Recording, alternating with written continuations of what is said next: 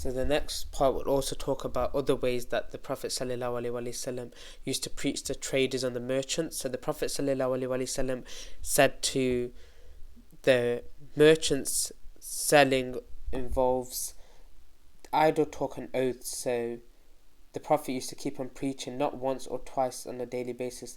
The Prophet ﷺ said, "O merchants, selling involves idle talk and oaths." He said, "No, mix it with sadaqah, mix it with charity. The more you see a merchant, a businessman, a trader giving charity, building masjids, feeding orphans, giving dawah, the more barakah Allah will put in his wealth. With Allah you just spend and Allah will give you folds and folds." The Prophet ﷺ used to order the Muslims to be tolerant and easygoing in trade, because usually good business men, the Prophet ﷺ says, "May Allah have mercy on a man who is easygoing when he sells and when he buys and when he asks for payment." The Prophet's making dua, Allah will definitely accept his dua. Lending is one of the most beautiful ibadah in Islam. I bet you didn't know this. If you lend someone money and he gives it back, the Prophet ﷺ says, and if he does not bring it back on the same date and pays it later than the date, I get the full money in charity that I lent him, subhanallah. And if he apologizes and says, "I don't have any money with me," every day he hasn't given it, it doubles and you get the money back from the person. You lend the money to people you trust. The Prophet ﷺ was very tolerant and really easygoing. Once he borrowed from a nomad, a Bedouin, a camel. He needed a camel. The camel was 2 years old. After 5 months, the man came and said, "O Prophet of Allah, give me my camel back." So the Prophet ﷺ said to the companions, "Give him the same age of his camel." So they looked around.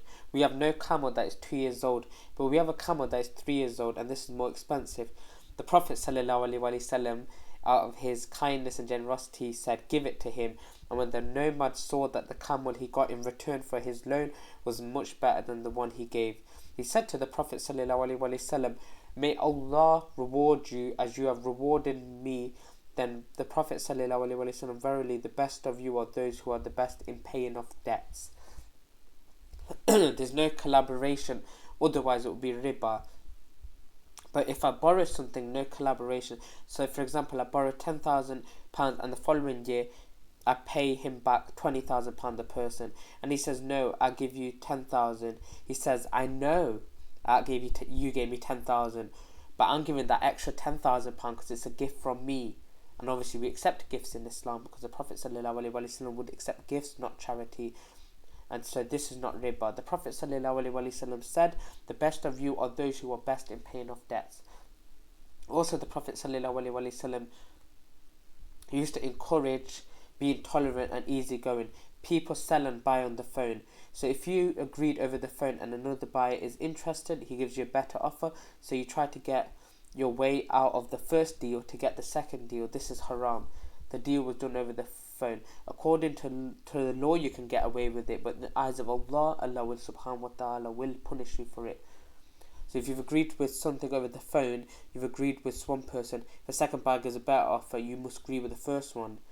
Otherwise, you're sinful. The Prophet ﷺ says, "Whoever lets a Muslims off a transactions, so whoever lets off a debt, Allah will relieve him of his distress on the day of resurrection." So if a guy phones and says, I want to not go ahead with this deal, have someone else interested who's offering me more, those who know this hadith would say, "Yes, I will relieve you from this deal. If you do this, then Allah will relieve you on the day of judgment." So obviously, like I was talking about before with the deal, obviously if you wanted a second deal and the first guy's like, yeah, I let you off, we don't have to go ahead with the deal, then you'll be relieved on the day of judgment. This is how Islam spread in Indonesia with 300 million Muslims. The Yemeni, the Hadrami Arabs, the traders and merchants went there and dealt with the natives with honesty, integrity, and they said, "Wow, these guys don't cheat or lie or do haram." And they said, "Who are you?" "We are Muslims." "What is Islam?" And they said, "The Shahada."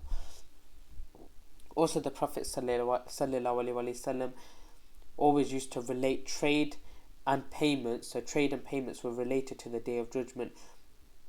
He said, "Whoever waits for one who is in financial difficulty to pay his debt or waives it for him, Allah will shade him in his shade on the Day of Judgment." which is a great reward. Whereas no one thinks about the Day of Judgment when they're dealing with transactions and trade, but you must always think about the Day of Judgment and that you're going to be held to account. So this is where I'm going to conclude the video. So I'm going to be coming back in the part 3, which I'll be talking about which are haram transactions and some commonly asked questions, and then inshallah that will be the end of this transactions and trade mini series to help you to understand how to deal in business the halal way in accordance to the way of the Prophet sallallahu alaihi wasallam, with honest and integrity, because we're all going to be held to account on the Day of Judgment. I'll leave you here fi manillah wa sallallahu wa baraka ala nabina Muhammad. Astaghfirullah. Assalamu alaikum wa rahmatullahi wa barakatuh.